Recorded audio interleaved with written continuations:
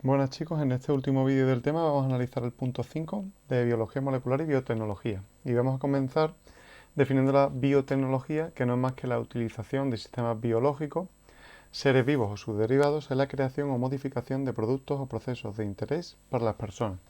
Aunque parezca mentira, la biotecnología lleva utilizándose desde hace cientos y miles de años por el hombre, ya que, por ejemplo, algunas de las aplicaciones es en agricultura y ganadería, obteniendo animales y plantas más resistentes a plagas y enfermedades a través de técnicas de selección artificial. Es decir, antiguamente cuando se veía que a lo mejor algún animal de ganado, como puede ser ganado vacuno o ganado porcino, tenía algunas características interesantes como puede ser un mayor tamaño, un crecimiento más rápido, pues los ganaderos utilizaban a estos animales para cruzarlos y tener descendencia, y que así la descendencia heredase esas características de crecimiento más rápido para, por ejemplo, una mayor producción de carne.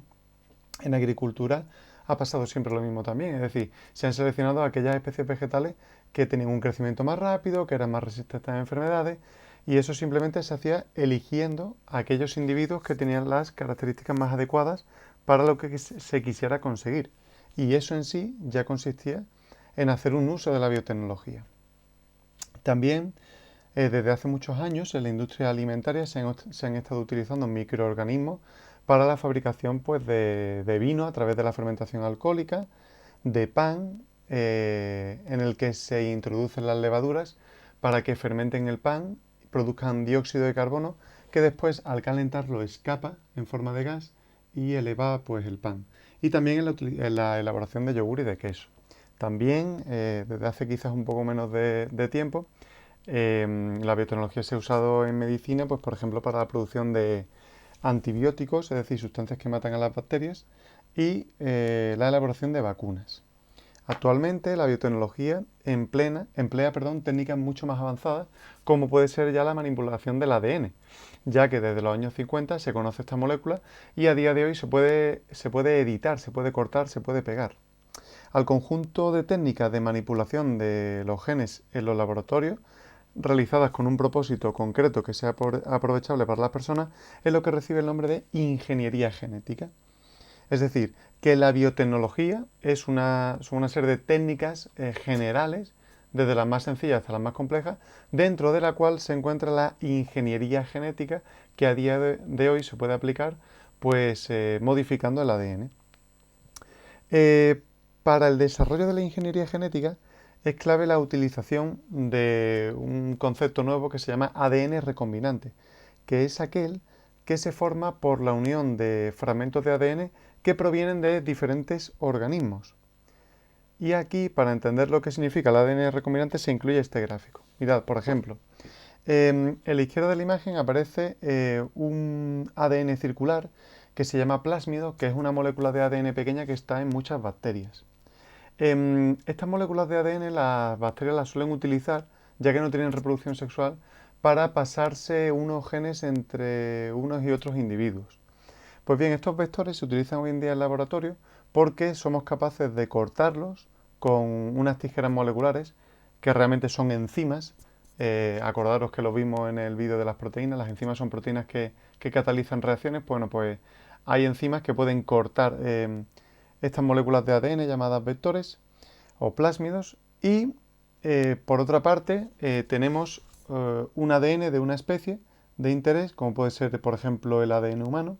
Y bueno, pues de este ADN podemos también, a través de otras enzimas que hacen de tijeras moleculares, pues podemos obtener un fragmento de ADN humano.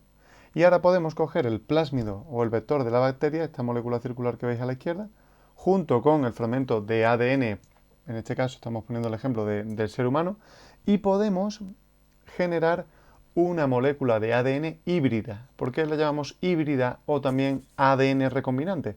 Pues porque si os fijáis posee ADN de dos especies diferentes. En el caso del vector, este ADN proviene de una bacteria y en el caso de este fragmento en color marrón o rojo, pues proviene de un ser humano. Bien, una vez que tenemos ese ADN recombinante podemos hacer muchísimas cosas con él.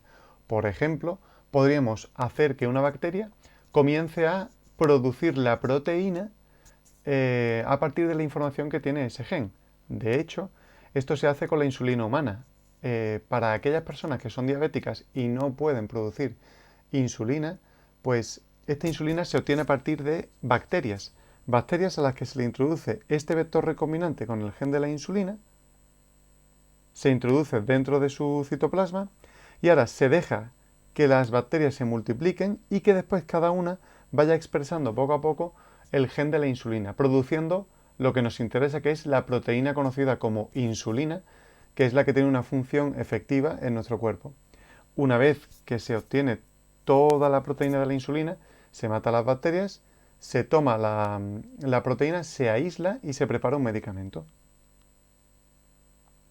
Como dice aquí, la ingeniería genética ha permitido desde hace ya algunos años la manipulación de genes de especies de interés agrícola, es decir, vegetales, y ganadero, como animales, así como por ejemplo la vaca, el cerdo, la cabra o la oveja, consiguiendo organismos transgénicos o genéticamente modificados, más conocidos también como los OGM.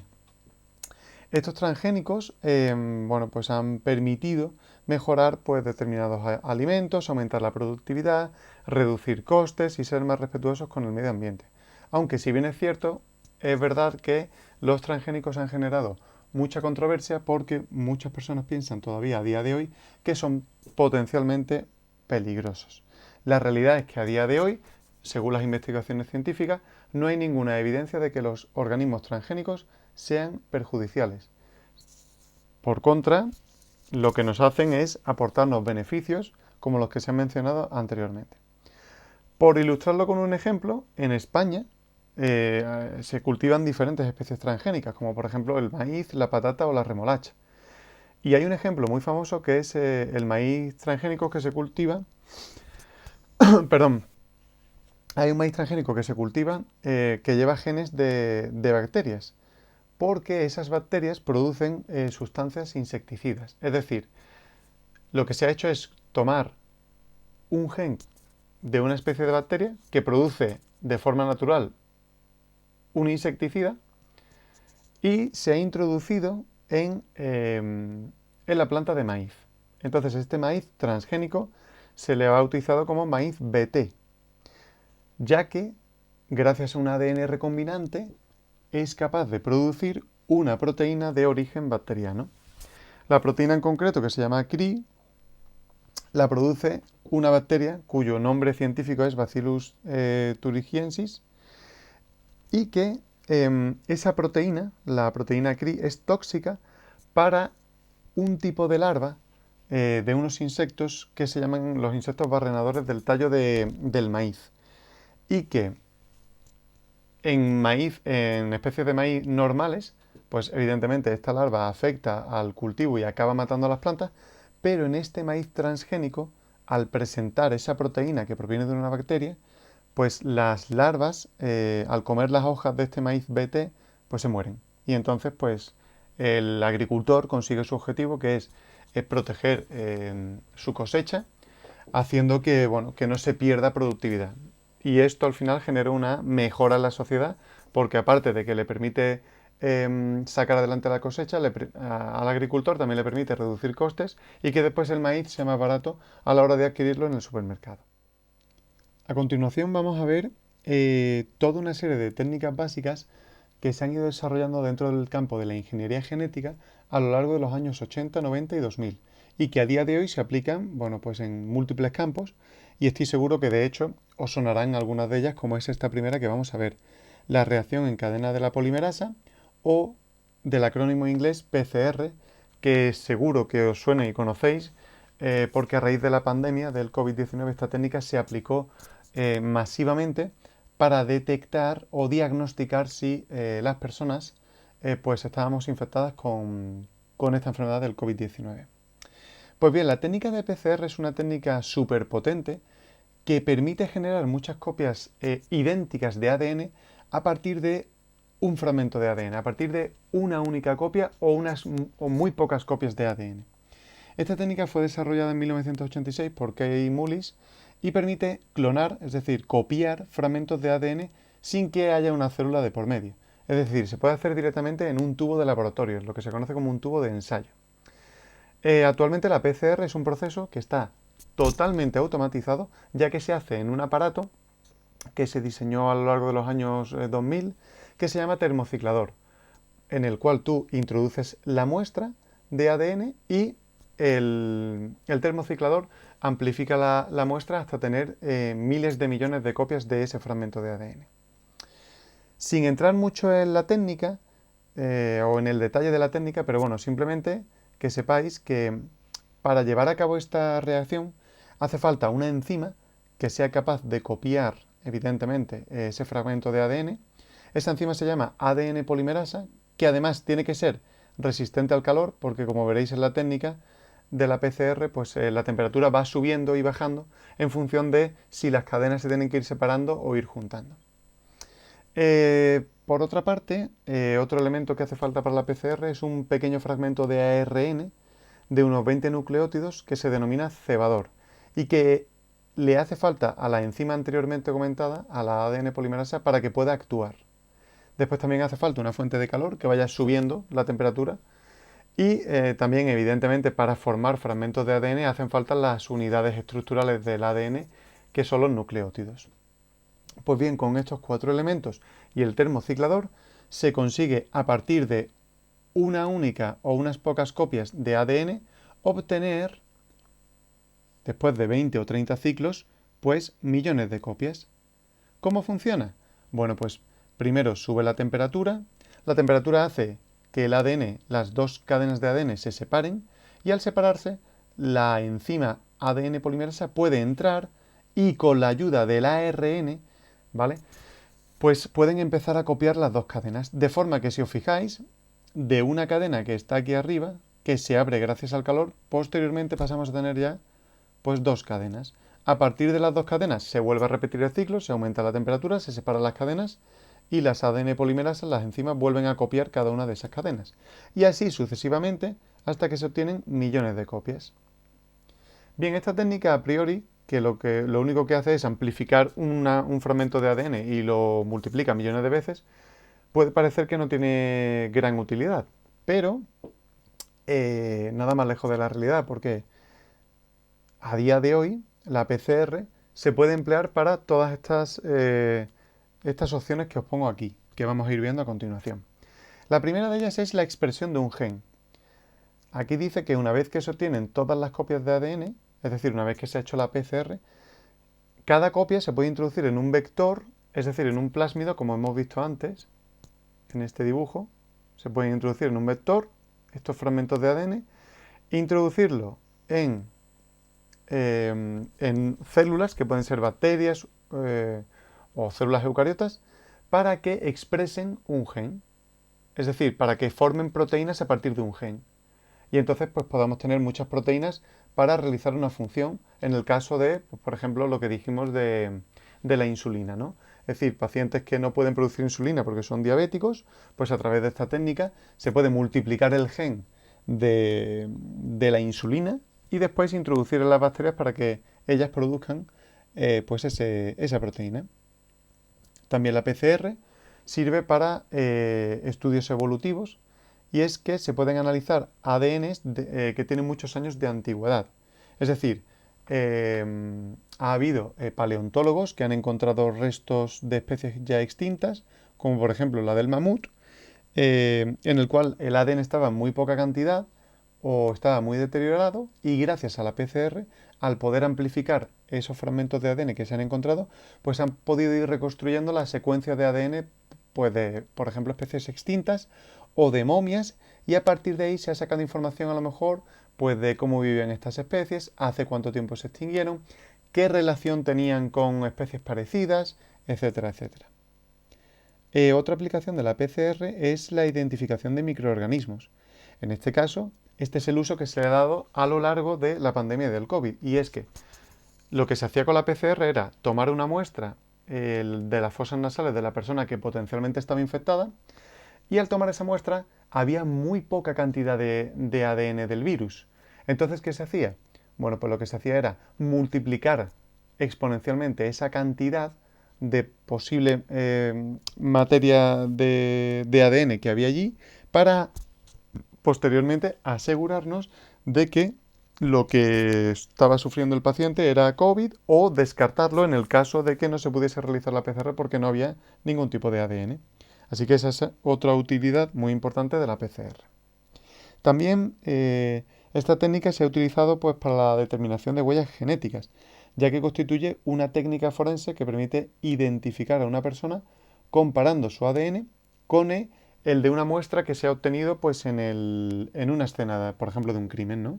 Es decir, si se comete un asesinato y se encuentran allí restos biológicos de otras personas que no son el cadáver, pues, por ejemplo, como pelos, como sangre, como restos de piel, ahí siempre hay ADN. Entonces, si tú coges ese ADN y lo multiplicas exponencialmente a través de la PCR, vas a tener suficiente cantidad como para poder después compararlo con la persona sospechosa. También esto de las huellas genéticas se ha utilizado pues, para hacer los famosos test de paternidad para demostrar si una persona es el hijo de alguien en concreto. Y por último, el diagnóstico de enfermedades genéticas. Y es que para determinar si hay una persona que tenga una enfermedad genética, se puede extraer una muestra de alguna célula de esa persona, multiplicarla muchas veces y después, una vez que se tenga suficiente cantidad de ADN, pues comprobar si ese gen o ese fragmento de ADN que se ha amplificado, pues está afectado por algún tipo de mutación o cambio que hace que se desarrolle una enfermedad. Pues bien, como veis, la PCR es una técnica que tiene múltiples utilidades y probablemente vayan apareciendo más a lo largo de los años. La siguiente técnica que vamos a analizar es la clonación, que es una técnica mediante la cual se producen organismos completos, células o moléculas idénticas entre sí e idénticas al original del que proceden. Podemos resumir las técnicas de clonación en animales en dos grandes grupos, que son la clonación reproductiva y la clonación terapéutica. La clonación reproductiva tiene como objetivo conseguir individuos nuevos completos, idénticos entre sí y al original. Dentro de la clonación reproductiva es muy famoso el caso de la oveja Dolly, ya que fue a priori el primer animal clonado en la historia de la ciencia. Esto se hizo gracias a lo que se conoce como una transferencia nuclear somática, que es uno de los métodos más usados y se basa en la utilización de núcleos de células diferenciadas o embrionarias.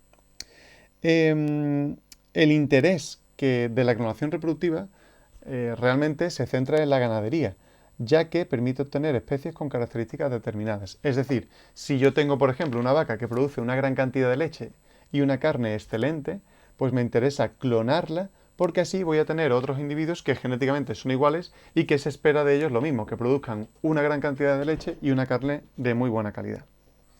En esta imagen os presento un pequeño gráfico de cómo se consiguió obtener a la oveja Dolly. Entonces, si os fijáis, para ello se emplearon primero una oveja que era la oveja donante de la célula. Es decir, a partir de la ubre de esta oveja se obtuvo una célula ya adulta y diferenciada. Y se obtuvo su núcleo. Después, por otra parte, se tomó de otra oveja, de una segunda oveja, se obtuvo un óvulo inmaduro, ¿vale? Lo que se conoce como un ovocito. Y lo que se hizo es quitarle el núcleo al óvulo inmaduro, a este ovocito, para introducirle el núcleo de la célula de la ubre de la primera oveja.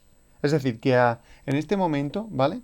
Ya hemos utilizado a dos ovejas diferentes. Una que aporta lo que sería la célula en sí sin núcleo y otra que aporta el núcleo. O sea que realmente lo que estamos haciendo es hacer un clon de esta primera oveja porque es la que tiene la que está aportando la información genética, ya que la información genética en las células eucariotas reside en el núcleo. Pues bien, una vez que tenemos esta célula, se la estimula para que comience a formar un embrión, como si fuese un cigoto recién fecundado. Y este embrión se deja que se desarrolle en una tercera oveja que va a servir de madre gestante. ¿vale? Que va a sufrir el embarazo. Y una vez que nace la nueva oveja, que es la famosa Dolly, pues Dolly sería un clon, concretamente, no de esta oveja que ha sido la madre gestante, ni tampoco de esta que fue la que donó el ovocito sin núcleo, sino de esta que fue la que aportó el ADN, que es donde reside la información genética. Pues bien, la clonación reproductiva es una técnica que se aplica en determinadas ocasiones y que puede permitir pues, mantener determinadas características en ganadería que no sean de interés. Y el otro tipo de clonación es la clonación terapéutica, en la que se usan también pues, células madre. Esta técnica consiste en clonar tejidos u órganos y utilizarlos en la cura de ciertas enfermedades o en trasplantes de órganos también. Este tipo de clonación necesita la obtención de células madre. Pero claro, ¿qué es una célula madre? Bueno, pues una célula madre es una célula que está en el organismo adulto y que no tiene una función específica. Simplemente están ahí porque poseen la capacidad de convertirse en uno o más tipos celulares de un ser vivo. ¿Y eso para qué sirve? Bueno, pues porque como bien sabéis, en un organismo adulto hay células que se van muriendo y entonces necesitamos una gran cantidad de células que estén presentes en nuestros tejidos y que vayan sustituyendo a las que se van muriendo. Y en eso consiste, pues precisamente lo que hacen las células madre. Las células madre están indiferenciadas, no cumplen ninguna función, pero cuando falta una célula, se dividen en dos y de las dos células hijas, una se va a diferenciar y va a cumplir la función de la que se ha perdido, y la otra célula se va a quedar como célula madre para que si vuelve a pasar lo mismo tengamos otra célula de repuesto. La técnica de la clonación terapéutica y el uso de las células madre se usan a día de hoy para tratar de reparar tejidos que se han dañado, pues por ejemplo, pues cuando a una persona le ha dado un infarto de miocardio en el corazón o algún infarto cerebral, o si se han sufrido quemaduras graves, se utilizan células madre para clonar células y que puedan sustituir al tejido dañado, así también como para tratar de curar determinadas enfermedades como la diabetes o el Alzheimer. En este caso de la curación de estas enfermedades todavía estas técnicas están pues, bueno, en etapas en las que no se ha conseguido encontrar el remedio total a la enfermedad, pero bueno, se sigue investigando. Bien, el siguiente punto que vamos a analizar de técnica es la secuenciación del ADN. La secuenciación del ADN no es más que la lectura al completo de toda nuestra información genética leyéndolo en lo que sería, entre comillas, el idioma del ADN, que ya sabéis de sobra que está constituido por 4 letras, que son las bases nitrogenadas que forman los nucleótidos, que son adenina, guanina, citosina y timina. Pues bien, en la década de los 90 aparecieron máquinas que eran capaces de leer el ADN, que estaban automatizadas y conectadas a ordenadores. Y es cierto que al principio, pues bueno, leían de una forma bastante lenta, pero hoy en día los secuenciadores han evolucionado y pueden decodificar o leer más de 1,5 millones de bases en un solo día. Es decir, a día de hoy podemos leer el ADN completo de una persona en tan solo días. Y ya no solo de seres humanos, sino también de especies vegetales, de animales, etc. En los 90 también hay que destacar que, bueno, cuando aparecieron estas máquinas secuenciadoras, pues se implantó y se desarrolló un importantísimo programa que fue el Proyecto Genoma Humano, que lo que buscaba era determinar la secuencia completa de nucleótidos del ADN de la especie humana, del Homo sapiens sapiens, así como tratar de identificar, localizar y determinar la función de todos sus genes, que antes de la secuenciación se estimaba que era en torno a 100.000, es decir, se pensaba que teníamos en torno a unos 100.000 genes. Cuando la secuenciación del genoma humano se completó en el 2001, se descubrió que el ADN humano no tenía tantos genes, sino que solo tenía 25.000, que no es que sean pocos, pero era un cuarto de lo que se estimó inicialmente. Otro dato importante que se sabe es que el 99,9% del ADN de nuestros genes es igual en todas las personas. Es decir, que genéticamente nos parecemos mucho más de lo que a priori se cabría esperar. Pero claro, el problema es que todavía se desconocen muchísimos genes Es decir, se conoce la secuencia, pero no se conoce la función que hacen. Por tanto, hay que seguir investigando. Lo que sí es cierto es que hasta el día de hoy hemos conseguido secuenciar miles de genomas humanos completos y se está empezando a crear una biblioteca de los diferentes genomas de los seres humanos. Esto es una información valiosísima porque nos permite comparar a diferentes personas con sus diferentes características y nos puede permitir empezar a ver cuáles son las copias más ideales de cada gen, es decir, cuáles son los alelos más ideales frente a determinada resistencia de enfermedades, frente a cualidades físicas o mentales, etcétera, etcétera. Por último, la última de las técnicas básicas de ingeniería genética que vamos a analizar es la terapia génica, que consiste en la introducción de genes correctos en seres humanos con el fin de corregir una enfermedad de origen genético. Por ejemplo, si hay una persona que tiene diabetes de tipo 1, que es una mutación en un gen concreto que hace que no puedas producir insulina, pues la idea de la terapia génica es coger un ADN recombinante con el gen de la insulina correcto, introducirlo en tu cuerpo, en la persona enferma, y que ese gen se dirija a todas las células del cuerpo, concretamente a donde se encuentra en cada una de las células el gen de la insulina, y sustituya la copia errónea por la copia sin fallos o la copia correcta que podría o que permitiría superar esta enfermedad. La realidad de esta técnica es que todavía no se han conseguido resultados, digamos, con éxito, ¿no? Es decir, no existe el 100% del éxito en esta técnica, sino que todavía está en fase experimental y no hemos conseguido todavía, digamos que erradicar una enfermedad genética a través de esta técnica. Pero sí es cierto que con la aparición en los últimos años de nuevas herramientas de edición genética, sí es verdad que esta técnica se está convirtiendo cada vez en más potente, es decir, cada vez tiene más potencialidad y probablemente de aquí a 15 o 20 años pues permita empezar a curar enfermedades genéticas que a día de hoy no tienen cura. Por eso la terapia génica debe seguir desarrollándose y los gobiernos y las empresas privadas deben seguir invirtiendo dinero en la misma para poder alcanzar finalmente pues, la curación a determinadas enfermedades genéticas que a día de hoy pues, son imposibles de curar. Bien, en este último apartado del tema vamos a trabajar la biotecnología microbiana, es decir, las técnicas de biotecnología aplicadas a los microorganismos. Lo primero que debe quedar claro es que la definición de microorganismo se hace en razón a su tamaño y que los grupos que se incluyen bajo este término presentan una gran heterogeneidad, es decir, no están relacionados evolutivamente y son muy diferentes entre sí. Los microorganismos son seres vivos muy heterogéneos que, debido a sus reducidas dimensiones, solo pueden ser vistos con la utilización de un microscopio óptico.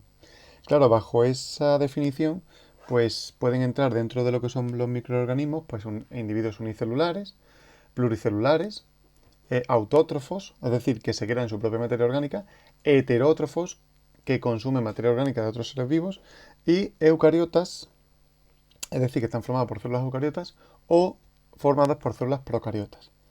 Dentro de, o con estas características, pues podemos encontrar especies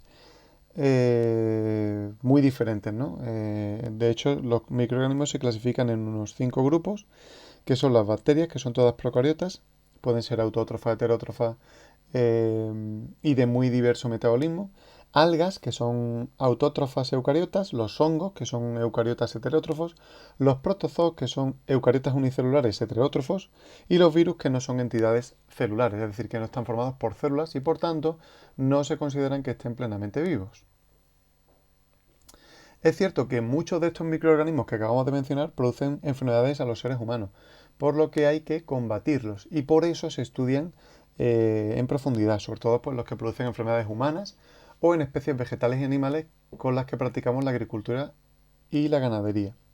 Sin embargo, también desde hace muchísimos años las personas y la sociedad en general han aprovechado las características de los microorganismos para producir tanto alimentos como vitaminas, medicinas y otros muchos productos industriales útiles.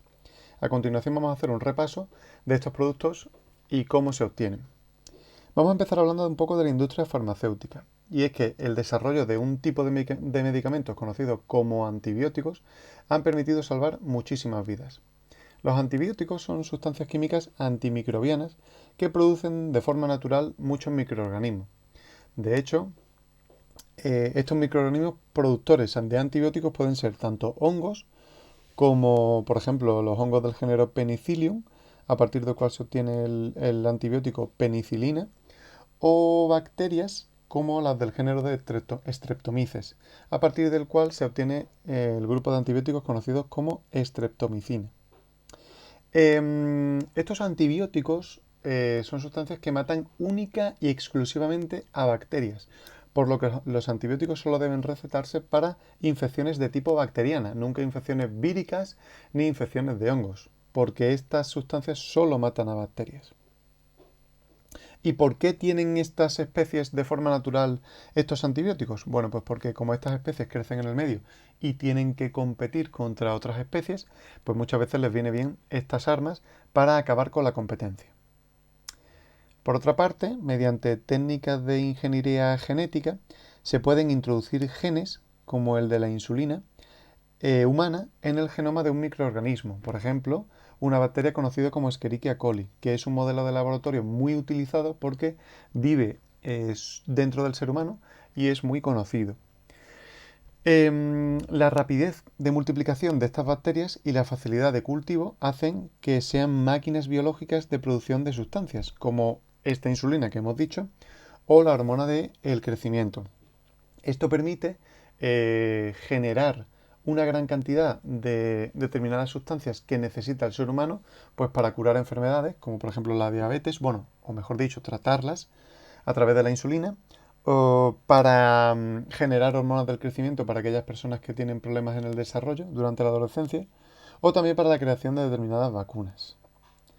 Si nos vamos ahora a la industria alimentaria, bueno, pues aquí podemos decir que los microorganismos tienen interés en esta industria porque intervienen en la elaboración de diferentes productos. Y también porque se intentan controlar al aplicar técnicas de conservación de alimentos. Es decir, por una parte nos permiten elaborar productos, como puede ser yogures, quesos, pan, y por otra parte hay que vigilarlos de cerca para que no sobrecrezcan en determinados alimentos y estos alimentos puedan conservar sus propiedades organolépticas. Bien, vamos a analizar la elaboración de productos. La mayoría de los microorganismos que se utilizan en la industria alimentaria se utilizan para que realicen fermentaciones, que son procesos en los que se rompen nutrientes, son procesos catabólicos que no utilizan oxígeno y que permiten obtener algún producto de interés. Entonces, por ejemplo, la fermentación láctica, que es una fermentación que se hace en la leche en el que se transforma la glucosa en ácido láctico, pues este producto, el ácido láctico, es el que se forma, por ejemplo, para hacer yogures o a veces también quesos. En este caso, los microorganismos que se utilizan son las bacterias lácticas. Después existe otros tipos de fermentación, como la fermentación acética, que es la transformación del etanol, es decir, del alcohol, de un tipo de alcohol, en ácido acético, ¿vale? Que es el ácido mayoritario que se presenta en el vinagre. Es decir, a partir de vino u otras bebidas alcohólicas, ¿vale? Que tienen ese porcentaje de etanol, pues se añaden bacterias del género Acetobacter que al fermentar transforman este alcohol, este etanol, en ácido acético, produciendo pues el famoso vinagre con ese sabor tan característico. Después también hay que mencionar la fermentación alcohólica, en la que se produce una transformación de la glucosa en etanol. Así, por ejemplo, a partir del mosto de la uva se puede producir vino, o a partir de granos germinados y tostados de cebada, lo que se conoce como malta, se puede obtener cerveza a través de levaduras del género Saccharomyces.